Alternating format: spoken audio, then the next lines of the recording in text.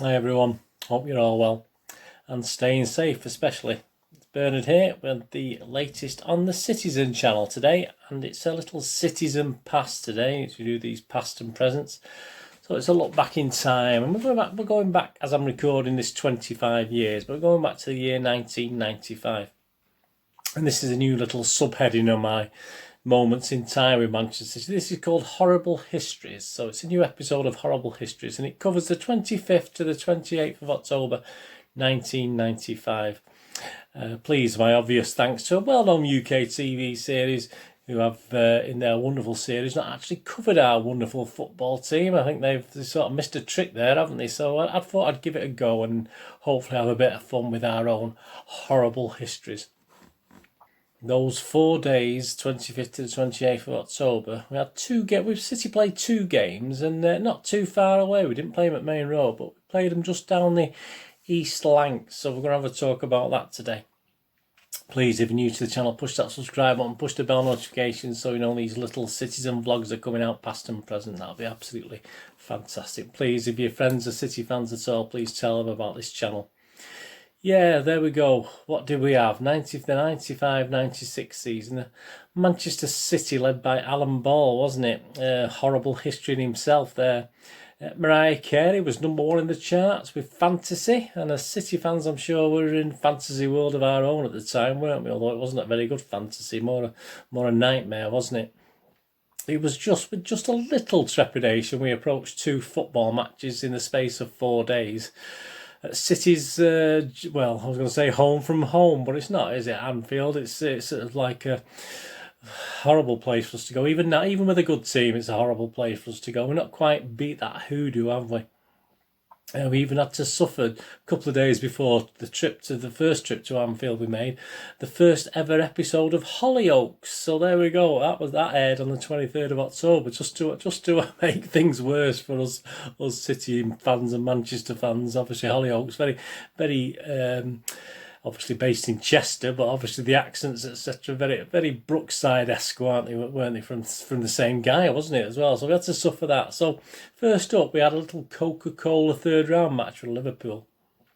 No weakened teams in those days. Liverpool were actually still obviously in the early years of their 30-year league title drought, but we're still a force, and with the current Coca-Cola Cup holders, had won it the season before.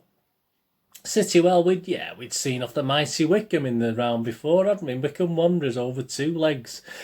It took us 2 legs. It didn't take us 2 legs, but we actually did draw the first one. So if it had been a one-off, we would have had to be 2 legs anyway. It's we drew 0-0 at Wickham. Absolutely dreadful. Not great.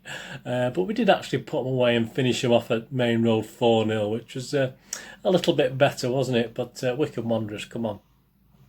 But it was a very, very little confidence we approached this time. But as Mr. Paul Hinds wrote in his piece for the Manchester Evening News, and if you look at his headline, it didn't quite go that great, did it? Ball and pain.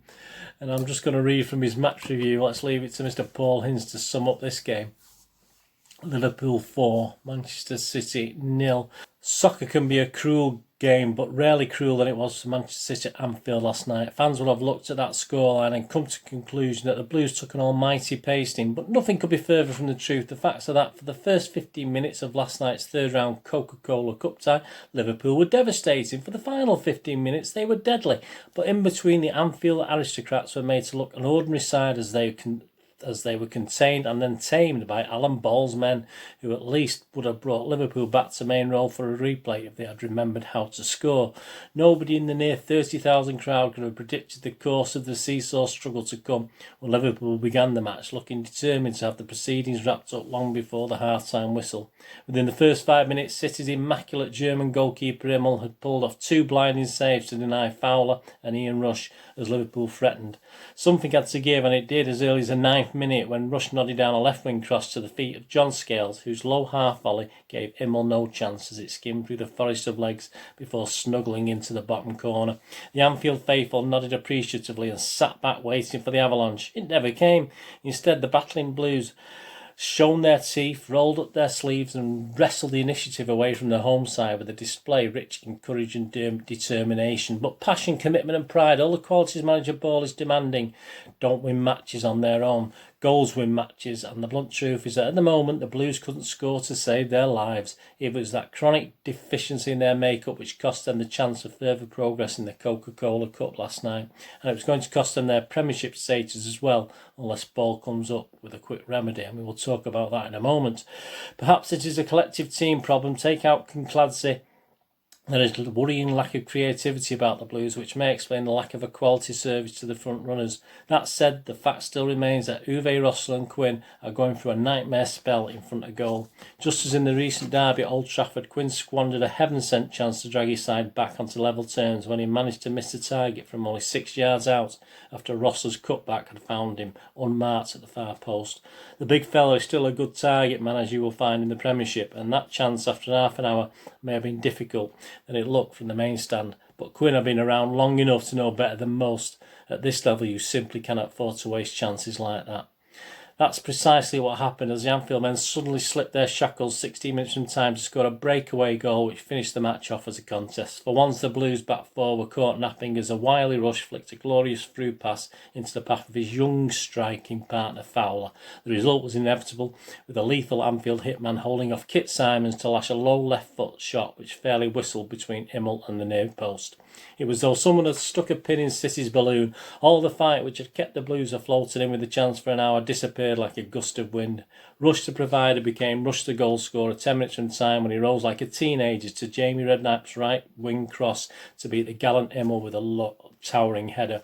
And Steve Harkness hammered the final nail in City's coffin 3 minutes later with a blistering drive from the edge of the penalty box.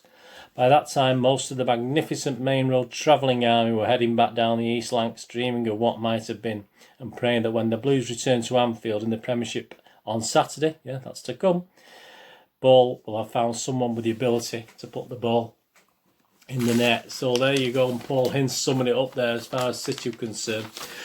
What did Mr. Ball think of the match last night, the match against Liverpool and the 4-0 drubbing? Well, this is what he had to say. You can talk until you're blue in the face, but the bottom line is the game's all about scoring goals. We don't put away our chances, and Liverpool's finishing was clinical. That was the difference between the two teams.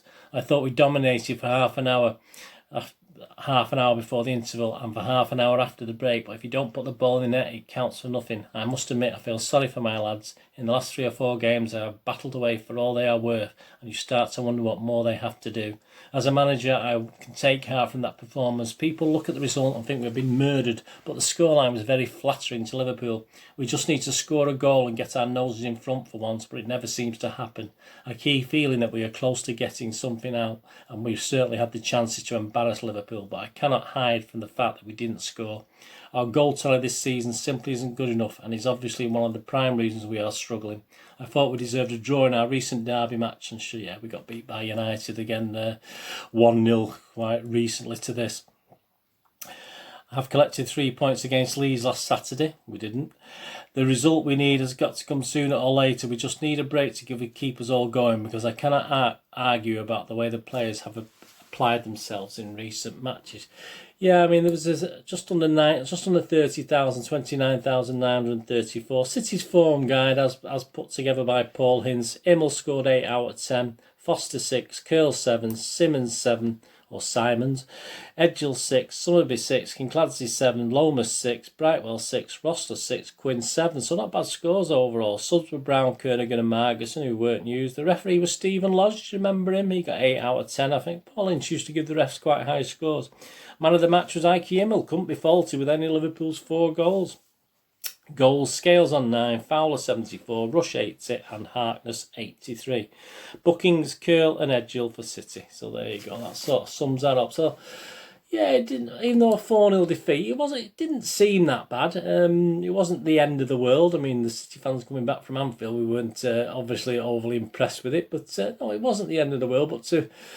So it was back to league action, wasn't it? Against Liverpool in the FA Carling Premiership on Saturday the 28th of October. So, 6, 7, 8, 3 days later, another 3 evenings, like another trip down the East Lancs. To say City's start to the campaign have been disastrous. I mean, we haven't talked about it. Alan Ball hinted at it there, didn't he? Mr. Hinds hinted at it. Was not overstating it. After 10 games, City were rock bottom. We were rock bottom of the league with just 2 points. 2 points. The worst start since the late 1800s. So it's been 100 years from before that we'd had such a worst start. Home draws with Spurs and Leeds. And as stated, earlier goals were hard to come by. We'd scored 3. Just 3 goals in 10 league games. Off the pitch, things were still in chaos as Francis Lee, the great white knight and saviour, looked around for even more financial backers. Players were being considered to be sold for vital income. And also there's rumours of a lack of cash to pay the workers that was delaying the Kippax Street redevelopment. So that had its snags. £11.5 million that cost us. Apparently we couldn't even pay the wages. But obviously the club fully denied all this, and we still could see things weren't quite hunky-dory, were they? A 0-0 draw with Leeds, as Mr. Ball touched upon there at Main Road, was a glimmer of silver for us, a silver lining to the cloud.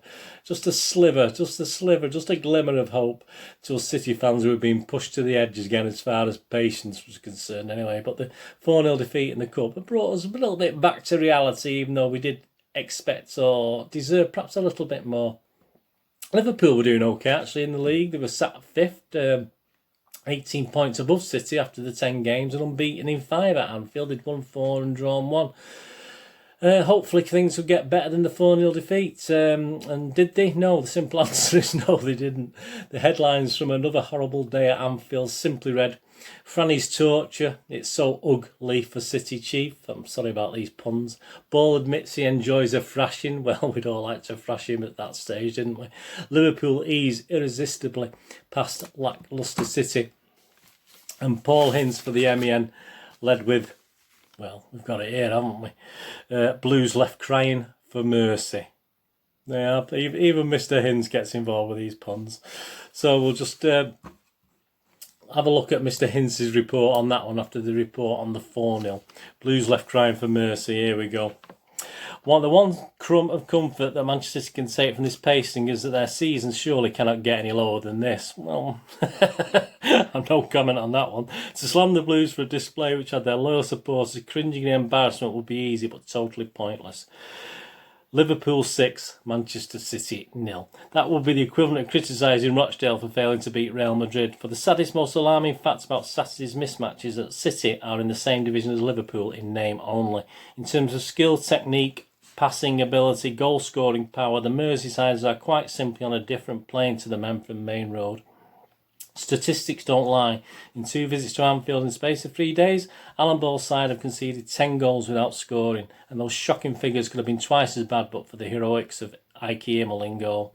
That just about sums up the gulfing class between Main Road and Anfield these days, and part 2 of City's Merseyside nightmares on Saturday only offered irrefutable proof, if any were needed, that barring a miraculous upsurge in form and fortune, this once great club is heading for the final humiliation of Ensley League soccer next season. The false hope that woeful City could escape from Anfield with anything less than a good hiding was exposed as a daydream by 2 Liverpool goals inside just 5 minutes. The opener came from Anfield's side's first serious attack after only 3, when Robbie Fowler and Steve McManaman had unaccountably been given the freedom of the park out on the right. Immel performed wonders to parry out Jason McAteer's pile driver and deserved better when his save rebounded to the predatory Ian Rush for a simple tap-in. Liverpool's second 2 minutes later owed everything to a large slice of luck as if they needed it when Jamie Redknapp's 20-yard free kick took a wicked deflection off the wall to leave Immel hopelessly wrong-footed. Oddly, the Anfield men took their foot off the pedal after that blistering opening and seemed more interested in how many passes they could string together, and that cockiness could easily have punished them, but not been facing opponents who look as though they have lost all their confidence in the ability to score goals. Nicky Summerby blazed high and wide after being put through into a clear scoring position by Niall Quinn, and Quinn caught the same disease when he sliced his shot hopelessly wide after Kinky had robbed the over-elaborate John Scales to send the big Irishman clear with only David James to beat. At this level, level, those chances have to go in, particularly against a team as lethal as Liverpool. And for every Manchester City supporter, what happened from then on, it was almost too painful to watch. If the first half was harrowing, the second was downright embarrassing, as Liverpool stepped up a gear to bury the Blues alive with a wonderful exhibition of attacking soccer, which brought them 4 more goals inside 20 minutes and as many hair-raising near misses. The deadly foul that opened the floodgates 3 minutes into the second half, when he gathered Mark Wright's low right wing cross to shimmy away from Brightwell and Kit Simons to pick his spot with a shot into the bottom right-hand corner. 7 minutes later, it was substitute Ruddock's cue to get in on the action, with the beefy defender throwing himself at Redknapp's right-wing corner to thunder a header into the roof of the net. The Blues by now were totally dejected, demoralised, outclassed, and the amazing Fowler rubbed salt in the wounds on the hour when he gathered McAteer's cross with his back to goal and still found the time and space to swivel and hook the ball past Immel. Any boxing referee would have stopped the contest to prevent hapless, helpless Blues taking further punishment, but no such relief was afforded the Main Road men, with Rush pouncing to drill home number 6 after Immel had pulled off another wonder save to push out Redknapp's long-range thunderbolt. Fortunately, the Anfield players decided enough was enough and promptly declared, only time will tell if the scars can be healed. So there you go. What did Mr. Ball think after his 4-0? And obviously we deserved a lot more, but we can't score. What did he say after this 6-0? Well, his verdicts in the Manchester Evening News, Ball's verdicts. Liverpool got off to the perfect start once those goals had gone in. There was nothing else to do but sit back and admire their performance. I really loved it. They were irresistible today. They showed everyone how the game should be played, and we were totally outclassed. We lost our most creative player, Kinky, with an ankle injury, and both Brightwell and Flitcroft played even though they were not fully fit. Excuses, Alan? As a manager, all you can hope is that your players, particularly the younger ones, will store away Liverpool's performances and learn something from them. Our supporters understandably got a little bit frustrated in the second half, but you will not hear one word of criticism about them from me. Oh, it didn't work both ways, mate. Those fans have been magnificent for the team all season. I know they will be there urging again in our next match. They won't give up on us, and we won't give up on them. My message to the Manchester City fans is that the fight will go on and we will win the fight. Good words, Alan. Fight. There is no tougher scrapper on the block than me, and I will get the players back in training and start all over again. There is a big challenge ahead of us over the coming months to come, and it is my job to ensure we will meet it. So there you go. A little bit. He was still upbeat, wasn't he? Admiring Liverpool. He enjoyed the good thrashing by all accounts. The form guide for that game, yeah, Mr. Immel got 7, and if I said everyone else got a 5, that just about sums it up. So Immel got a 7, Brightwell, Simons, Curl, Edgell, Sunbury, Flitcroft, Lomas, Kincladze, Quint and Rossler all got 5. So it wasn't the greatest team effort. Brown and Creaney also got a 5. They managed to come on. Margerson wasn't used. The referee, Alan Wilkie, 8 out of 10. Mr. Hinz gets a bit stuck on 8 out of 10, doesn't he? Man of the match, Ike Immel. Yes. Prevented an even more embarrassing, and I've been that myself. I've been in goal and let 6. I've even let 10 goals in a game and been man of the match. So there you go. Goals: Rush 3 and 61st minute, Redknapp 5, Fowler 48 and 61 minutes, and Ruddock. How can you let Ruddock score? That big donkey, 53 minutes. Bookings: Flitcroft, Lomas and Creaney for City, Harkness for Liverpool. And the crowd that day, quite 10,000 up on the Coca-Cola Cup crowd, 39,267. So there you have it, a 10-0 aggregate thrashing on Merseyside. Even the history of failings at Anfield, these 4 days are up there with the very worst on and off the pitch. Definitely a worthy addition in the annals of Manchester City Horrible Histories, I'm sure you agree. We did grab our first win at Main Road 7 days later with a 1-0 win. And while it looked promising, please see my Moments in Time feature on November 1995 I did recently on Mr. Alan Ball. Please have a look at that. But as we know, more horrors were to come, weren't they? Liverpool, well, perhaps the season will go down in their horrible histories, believe it or not, after that. Title favourites, they were title favourites at the outset of the season. They would finish 3rd. Brøndby would dump them out of the UEFA Cup in the second round. Fortress Anfield let them down in the next round of the Coca-Cola Cup after they'd beat us, as Newcastle beat them 1-0. And in the FA Cup, they would lose the final. Well, all right, to United, so obviously, you know, we can't be too happy about that. But United, who obviously completed a league and cup double that season. But yeah, so it wasn't exactly the greatest season for Liverpool, even though they took us apart, obviously. So all clouds have a silver lining, don't they? Not really. I was more, certainly myself, I was more interested in City at the time. And obviously, we wanted Liverpool to do well to beat United, so it wasn't great for us the fact that Liverpool went on to actually get beat in the league, and obviously get beat as far as the FA Cup was concerned by United. So that was just as much of a downer for City fans as it is for United fans looking on as City and Liverpool compete for titles now. So there you go. It's not good, is it? Well, thanks for joining me for this episode of Manchester City's Horrible Histories. I hope you enjoyed it. A little bit different. Let me know in the comments what you think. October the 25th to October the 28th, 1995. 2 games against Liverpool at Anfield. And the bottom line, as Mr. Hinds commented there, a 10-0 aggregate, jolly good thrashing. So please check my links on screen.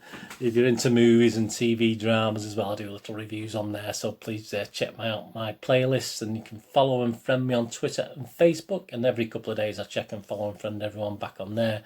And if you're into your movies, I have a little movie website where I sell old and rare DVDs, movie posters from the 90s and 2000s, and board games on there as well. So if you can get a chance to have a look at my little website, moviegamenostalgia.com, that's much appreciated. Anyway, thanks for joining me today. Hopefully you'll join me again soon for another Citizen past or present on my Citizen channel. Please, whatever you're going to do the rest of the day, have a great one. Look after yourselves, look after your friends, look after everybody else. Let's all look after each other. And please, hopefully you'll join me again very, very soon. And I want you all to stay safe, please. That's more important than anything else in these current conditions that we've got as I'm recording this. Anyway, thanks for watching. Bird saying goodbye for now. See you later.